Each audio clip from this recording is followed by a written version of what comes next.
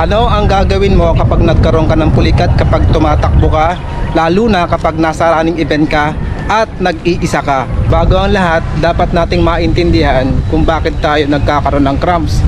Ang isa sa dahilan ay kulang tayo sa mileage, kulang tayo sa dami ng takbo ng tatakbuhan nating distance. Halimbawa, tatakbo ka ng 21 km at ang LSD mo lang ay 10 km at 2 beses o 3 beses ka lang tumatakbo sa isang linggo, cramps talaga mangyayari sa iyo doon.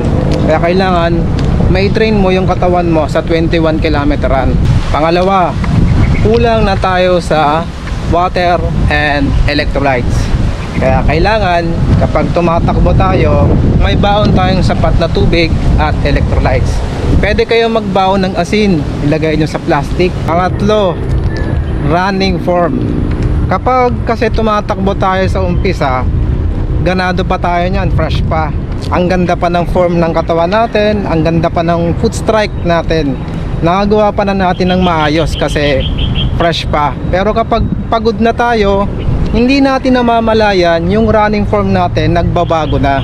Kasi pagod na, yung foot strike natin, hindi natin alam, mali na pala, nag-heel strike na tayo, nag-overstride na tayo. Kaya yan ang isang dahilan ng cramps. Kaya focus tayo sa running form sa umpisa ng takbo hanggang sa matapos ang takbo para makaiwas tayo sa cramp. At ito ang gagawin natin kapag nagkaroon tayo ng cramps o pulikat kapag tumatakbo tayo. Hanap tayo ng gutter sa daan.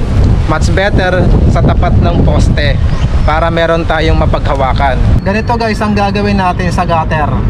Etong pa natin, ilagay natin ang ganito.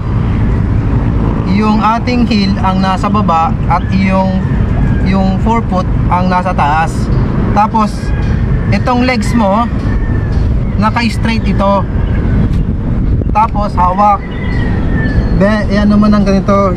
I-stretch mo ng ganito. Yan, hilin mo siya.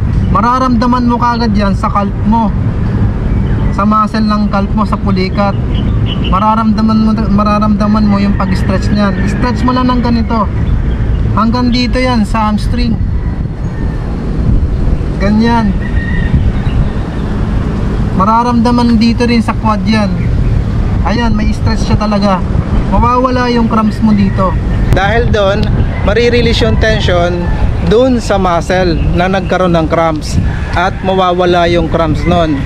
Pero dapat mong tanggapin na hindi ka na makakatakbo ng diretso.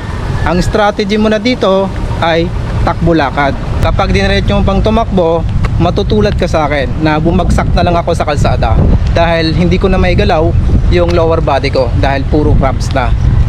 Nangyari sa akin ito nung Milo Marathon 2017. Tumakbo ako ng marathon 42 km.